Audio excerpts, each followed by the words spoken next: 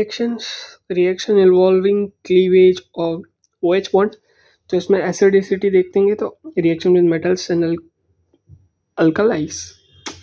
सो 2RCOH plus 2Na gives 2RCOONA plus H2. RCOH plus NaOH gives RCON plus H2O. RCOH plus NaCO3 gives RCONA plus H2 और CO2। अपना carboxylic dioxide dissociate हो जाता है in water to give रेजो stabilize carboxylate ion and hydronium ion. तो ये था, पानी में डाला H3O+, तो ये डिसोशिएट हो गया ऐसे, और ये इसके रेजो कंपाउंड्स है। Okay, for the above reaction K equivalent is H3O+ RCOO- upon H2 RCOH and by the way pKa is minus log Ka।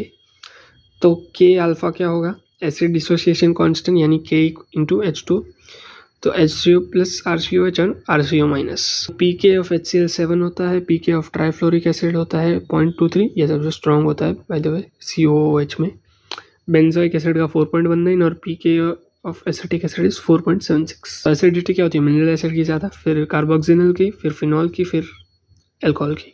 अपना resonance in phenoxide ion is not as important as it is in carboxylate ion. Stability of carboxylate ion is greater than phenoxide ion. अगर carboxylate anion पे electron withdrawing group है तो it strengthens the acid, and if electron donating group है तो it's weaken the acid. And effect of following group in increasing acidity order is CF3 होगा तो सबसे ज़्यादा, फिर NO2, फिर CN, फिर F, कल, बर, I, फिर PH। ओके, फिर reaction involving cleavage of COH bond. तो इसके पहले O और H के बॉन्ड का आपने क्लीवेज देखा था, अभी C और OH के। तो formation of anhydride, ethanoic acid थे, दोनों इथेनोइक एसिड है, H+ डाला, P2O5 और हीट किया, तो दोनों इथेनोइक एसिड ने वो H निकाल लिया और ये O से ज्वाइन हो गए, और इसे बोलते हैं हम इथेनोइक एनहाइड्राइड। फिर esterification RC double bond OH, फिर ROH H+ में डाल दिया तो ये R' इधर आ गया और ये H2 बना लिया, हो गया। फिर reaction with PCl5 PCl3 SOCl2, ये सारी हमने उसमें पढ़ी थी अपने हेलोल्केन्स में, बस इसमें COOH आ गया, तो CO रहेगा और OH की जगह जो हुआ था वो ये हो जाएगा, लाइक ये रहा।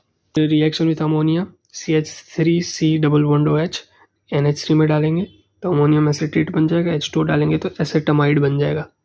रिएक्शन विथ अमोनिया, कार्बोक्सिनल में अमोनिया डालेंगे तो अमोनियम एसिटेट बन जाएगा, उसको हाइड्रोलिसिस कर देंगे तो एसेटामाइड बन जाएगा। फिर सेम गोज फॉर बेंजीन वाले में, इसका बेंजीनामाइड बन जाएगा, इसका भी अपना सेम बन जाएगा। फिर ये इसके बाद ये होगा और पैथैलीमाइड बन जाएगा। मतलब reaction of this with ammonia gives us पैथैलीमाइड।